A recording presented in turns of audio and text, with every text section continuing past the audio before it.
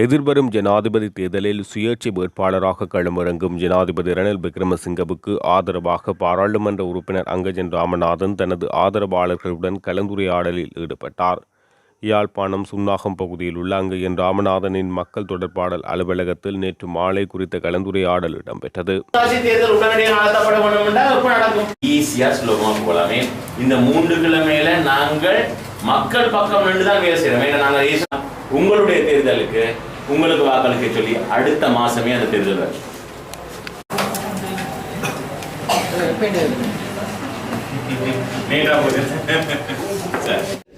நாங்க என்ன முடிவெடுத்தாலும் எங்களுக்கு அதனுடைய விளைவுகளை நாங்கள் சந்திச்சே ஆக வேணும். அப்ப நாங்கள் எடுக்க வேண்டிய முடிவு எங்களுக்கு அந்த விளைவுகளை கொண்டு வராத ஒரு முடிவாக இருந்தால் எங்களுக்கு பிரச்சனைகள் குறைவாக இருக்கும். அப்போ இன்றைக்கி நாங்கள் எடுக்க வேண்டிய முடிவு செப்டம்பர் 21 தேர்தல் அன்று. ஆனால் தேர்தலில் வர்ற மாற்றம் எங்களுக்கு மேலேயும் கொண்டு போகலாம், கீழேயும் கொண்டு போகலாம். அப்படி தானே பொருளாதார ரீதியாக. ஏன்னா 2022 ஜூலை மாதம் ஜனாதிபதி அவர்கள் இந்த பிரதேசத்தை விட்டு போகும்போது அப்போ இருந்த நிலைமை பெட்ரோல் இல்லை, பால்மா இல்லை, கேஸ் இல்லை, கரண்ட் இல்லை. அப்போ அப்படியெல்லாம் இருந்து கொண்டிருக்கும் போது இன்றைக்கி அந்த ஜனாதிபதி பிரதேச ஜனாதிபதி பதவியை விட்டுட்டு அவர் திறந்துட்டு போகும்போது பலருக்கு அந்த வாய்ப்பு வந்தது. இப்போ இருக்கிற வேட்பாளருக்கே வந்தது தானே. ஜனாதிபதி ரணில் விக்ரமசிங்க கேட்டது, சஜித் பிரேமதாச எதிர்க்கட்சி தலைவரை கேட்டது, ஆண்டகுமார் டிசானேக் அவர்களை கேட்டது. அப்போ ஜனாதிபதி விக்ரமசிங்க அவர்களை ஏற்றுக்கொண்டார். ஏன் அப்போ இப்போ செய்ய துடிக்கிறார்கள்? அந்த நேரம் எடுத்திருக்கலாமே அந்த பதவியை, ஏன் எடுக்கல நினைக்கிறீங்க? அதாவது ஒரு சந்தேகம் வந்துட்டு அவைகளுக்கு தங்களால் இதை செயல்படுத்த முடியுமா இல்லையான்ற ஒரு அவநம்பிக்கை தானே. அல்லாட்டி யோசிச்சிருக்கணும் 2022 பேரம் எடுத்தா 24 தேர்தலுக்கு போகணும், கடினமான தீர்மானங்கள் எடுக்க வலிக்கிட்டா மறுபடியும் புதுசாக 5 வருஷம் கிடைக்காது தானே, ஒரு குறைச்சி தானே கிடைக்கும். அப்படியே யோசிச்சிருக்கணும். ரெண்டுமே சுயநலமான சிந்தனை தானே. ஏனென்றால் மக்கள் இக்கட்டான சிச்சுவேஷனில் இருக்கும்போது தானே தலைவர்களை கோர்றது. அந்த நேரம் தலைவர்கள் விட்டு விலகி ஓடினால் மக்கள் என்ன செய்கிறது? அப்போ அப்படியான ஒரு சிச்சுவேஷனை தாண்டி இன்றைக்கு உங்களுக்கு தெரியும், அந்த நேரம் சாமான் இல்லை, காசு இருந்துச்சு.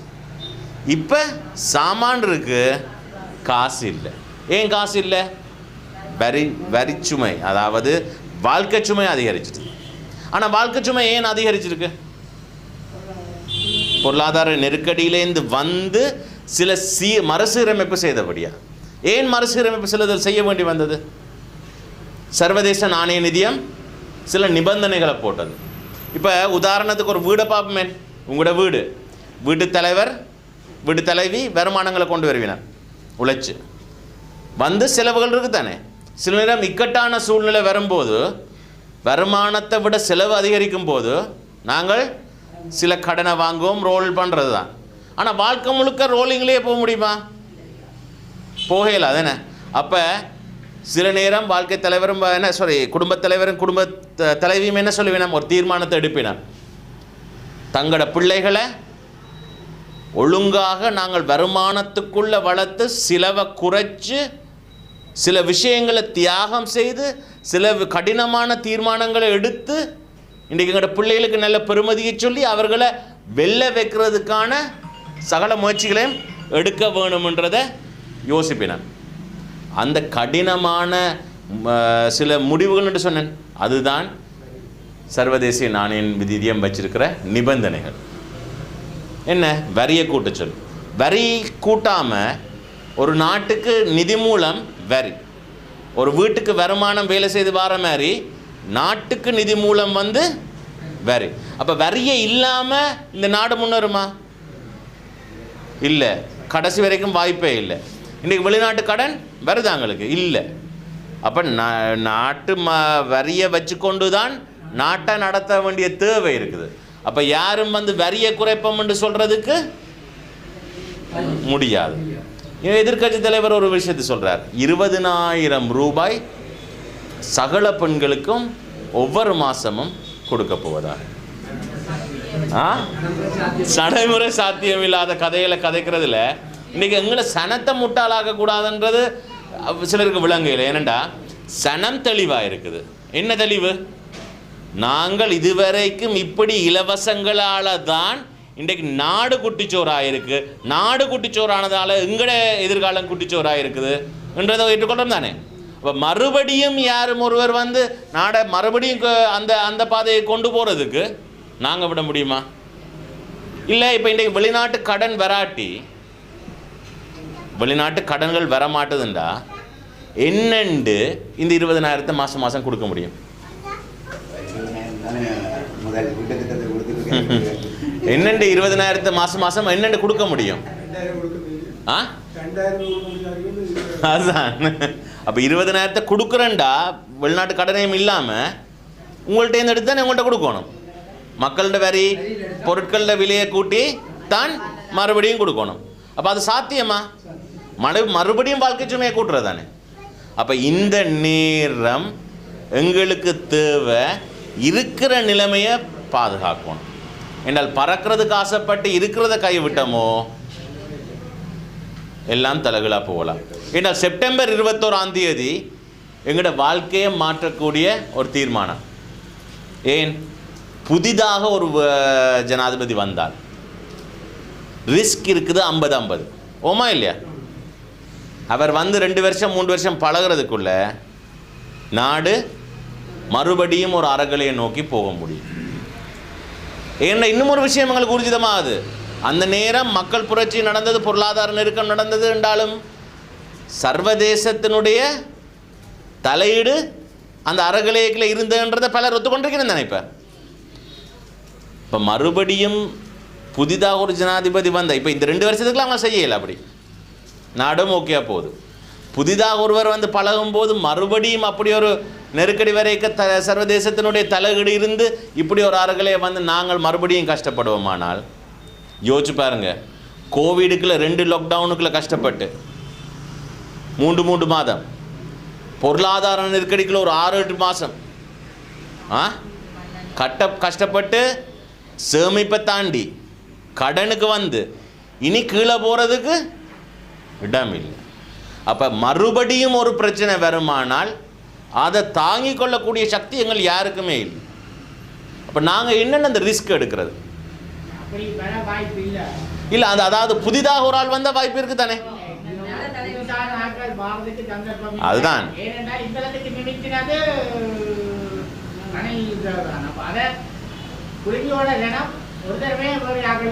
இல்லை.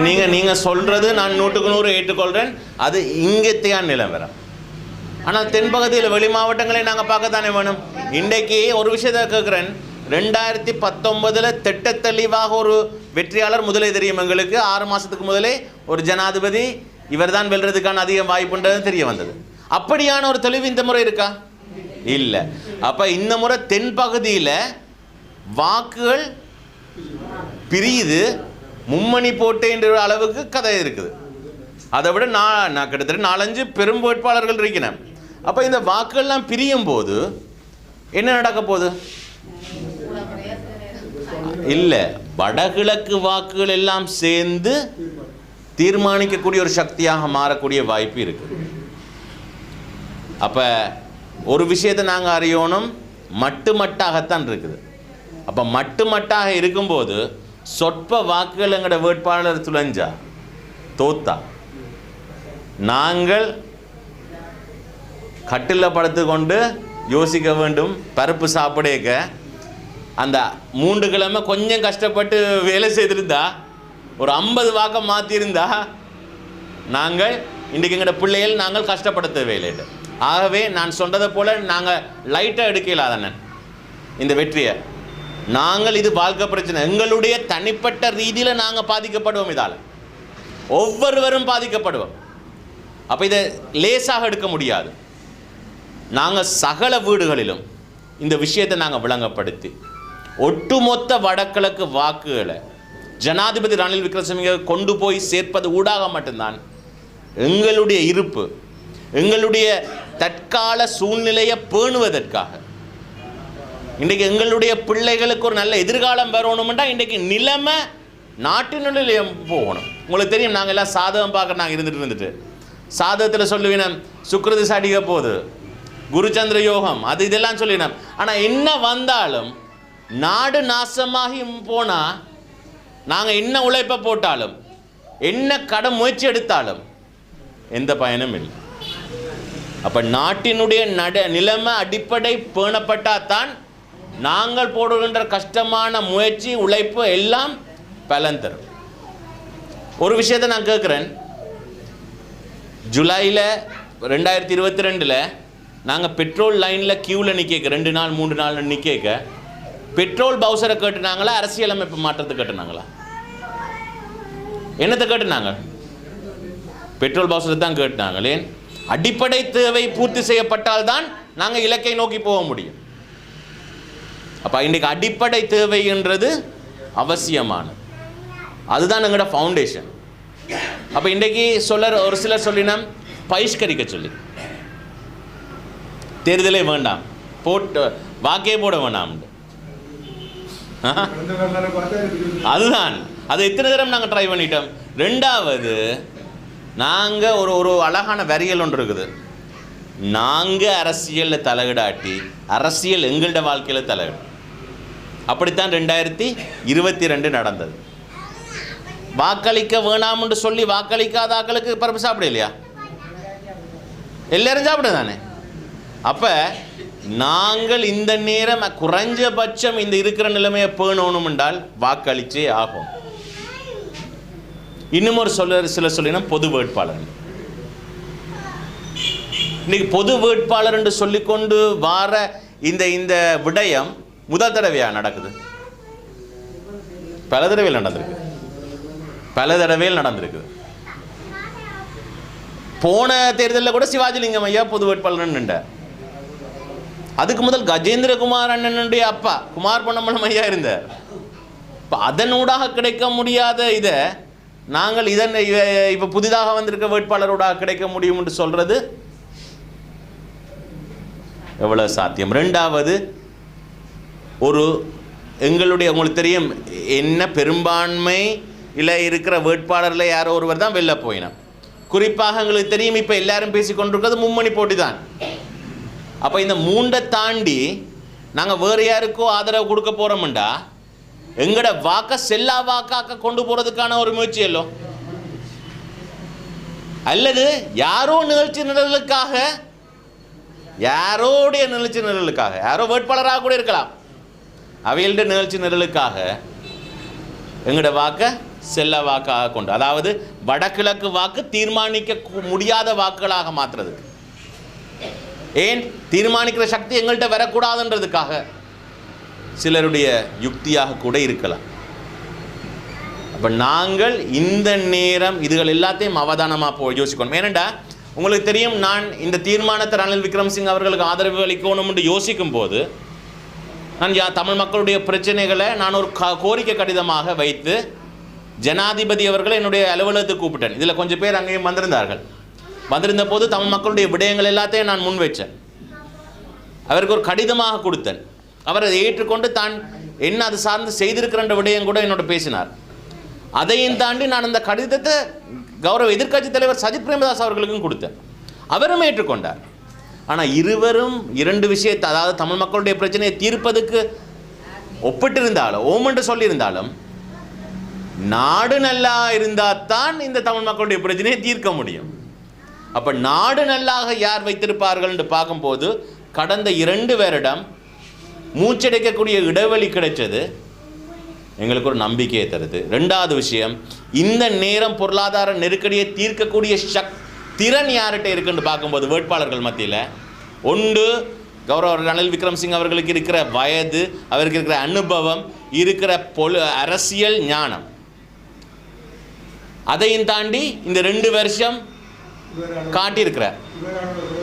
உலக நாடோட சர்வதேசங்களோடு இருக்கிற தொடர்பு, அந்த வலையமைப்பு அவசியம் இன்றைக்கு இந்த பொருளாதார நெருக்கடிகளால் வாரது. அப்போ இந்தளவும் இருந்தால் தான் அதை மாற்றலாம்ண்டேக்க. இப்போ அவருக்கு தெரியும், உங்களுக்கு அவருடைய இந்த இருக்கிற வேட்பாளர்களே அதிகம் வயதானவரும் அவர் தான். அப்போ இந்த முறை வேண்டாம், நாங்கள் ஒரு புது ஆளுக்கு கொடுத்துட்டு அடுத்த டேர்ம் அவரை கூப்பிடுவோம்னு சொல்லக்கூடிய வாய்ப்பு இருக்குமா? அவருக்கு வயசு போயிடும். சரி, இந்த முறை செப்டம்பர் 21 நாங்கள் ஒரு புதிய அரசு மாற்றம் வருதுன்னு வைங்க, ஒரு ஜனாதிபதி மாறுறாருன்னு வைங்க, அவர் போய் பழகி 2 வருஷத்தில் அவர் விட்டுட்டு போயிருக்க இவரை கூப்பிட முடியுமா? மறுபடியும் முடியாது, அவருக்கும் வயது போயிடும். அப்போ இந்த நேரம் நாங்கள் ஒவ்வொருவரும் சுயநலமாக யோசிச்சா கூட, எங்கட குடும்பம் யோசிச்சா கூட இவர் தான் வாக்களிக்கும். ஏன்னா கடந்த காலங்களில் நாங்கள் எங்களுடைய இனத்துக்காக வாக்களிச்சிருக்கிறோம், யார் வேணுமென்று வாக்களிச்சிருக்கோம், யார் வேண்டாமென்றும் வாக்களிச்சிருக்கிறோம், அப்படித்தானே? இந்த முறை நாங்கள் எங்களுடைய ஒவ்வொருவருடைய குடும்பத்தும் இதுக்கு மேலே கீழே போக முடியாதுன்னு தெரிஞ்சு கொண்டு எங்களுடைய குடும்பத்தினுடைய எதிர்காலத்தை நாங்கள் காப்பாற்றணும் என்றால் இருக்கிற நிலைமை பேணப்பட வேண்டும். அப்போ அதுக்கு நாங்கள் ஜனாதிபதி ரணில் விக்ரமசிங்க அவர்களை ஆதரிக்கணும். ஆதரிக்கிறது மட்டும் தாண்டி இந்த செய்தியை வீடு வீடாக ஒவ்வொரு கிராமத்திலையும் கொண்டு போய் சேர்க்க வேணும். அதற்காகத்தான் நான் உங்களுடைய ஒத்துழைப்புகளை கேட்டிருக்கிறேன். ஏனென்றால் உங்களுடைய கிராமங்களில், உங்களுடைய பிரதேசங்களில் இந்த செய்தியை கொண்டு போய் சேர்க்கறதுக்கு நாங்கள் துண்டு பிரச்சனைகளை அரேஞ்ச் பண்ணி தரலாம். நீங்கள் உங்களோட நாங்கள் எங்களுடைய ஆதரவாளர்களையும் ஒரு கொஞ்சம் பேரை செட் பண்ணி தருவோம், ஒரு கிராமத்திலையும் போகிறதுக்கு போய் வீடு வீடாக இந்த செய்தியை கொண்டு போய் சேர்த்து அவர்களுக்கு ஒரு தெளிவை கொடுக்க வேண்டும். ஆனால் உங்கள் எல்லாருக்கும் ஒரு விஷயம் தெரியும், இங்கே வர்றதுக்கு முதலே ஒரு விஷயம் தெளிவாக தெரியும். நீங்கள் ஊரில் காய்ச்சிருப்பீங்க, சந்தைக்கு போய் காய்ச்சிருப்பீங்க, தேத்தனி கடையில் காய்ச்சிருப்பீங்க, வீடுகளில் பக்கத்து வீடுகளோட காய்ச்சிருப்பீங்க. சனம் மக்கள் ஆல்ரெடி ஒரு தீர்மானத்தில் நிற்கணும். என்ன தீர்மானம்? ஜனாதிபதி ரணில் விக்ரமசிங்க தான் ஓரளவுக்கு எங்களுக்கு இப்போ இருக்கிற நிலைமையில் சரியான தெரிவாக இருக்குமெண்டு. அப்போ அதை நாங்கள் நடைமுறைப்படுத்தணும். அது முழுமையாக கொண்டு போய் அந்த கேள்விகள் இருந்தால் அதை தெளிவுபடுத்தணும். இது சார்ந்து நாங்கள் அதாவது வீடு வீடாக சொல்கிற கேம்பெயினையும் தாண்டி நாங்கள் ஜனாதிபதி ரணில் விக்ரமசிங்கவை செப்டம்பர் 7 ஒரு மிகப்பெரிய கூட்டத்துக்கு அழைச்சிருக்கிறோம். அப்போ நாங்கள் ஏன் இப்போ ஜனாதிபதி அவர்களுக்கு ஆதரிக்கிறோம்? ஒன்று, நாடு இருக்கிற நிலைமை போகணும்னு. அதையும் தாண்டி இன்னும் ஒரு காரணம் இருக்குல்ல, எங்களோட மக்களுடைய தேவைகள் ஏராளம் இருக்குது தானே, அதை நாங்கள் அவரூடாகத்தானே பெற முடியும். அப்போ இன்றைக்கு அவரூடாக பெற முடியும் என்றால் நாங்கள் அவருக்கு எங்களுடைய ஆதரவு என்னன்றதை காட்டினா தானே நாங்கள் அதை பெற முடியும். இப்போ நான் போய் ஆதரவு கொடுக்குறன்றதுக்காக இந்த ஒரு மாதம் மினிஸ்ட்ரி எடுத்து எனக்கு பிரயோசனம் இல்லை, ஏன்னா இந்த மக்களுக்கும் அது பிரயோசனப்படாது.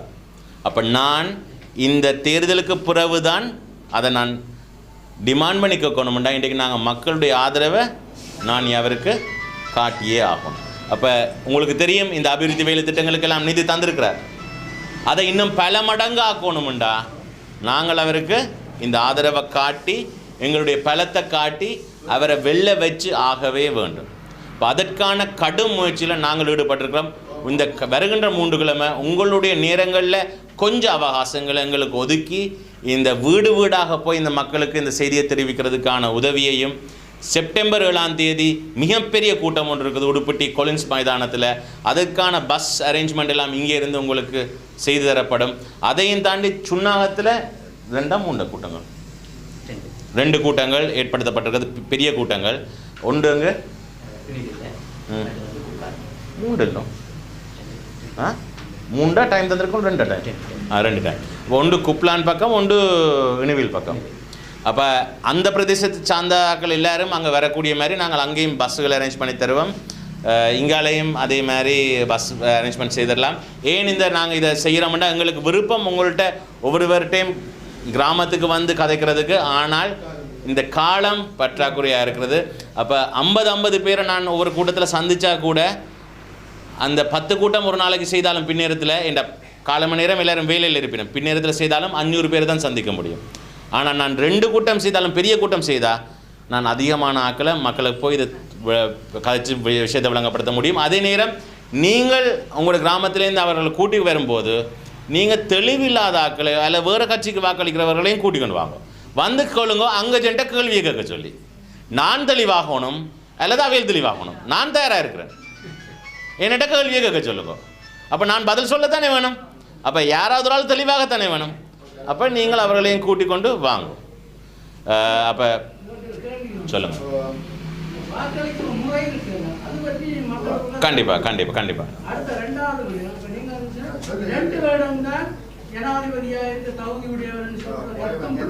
இது என்ன? ஓ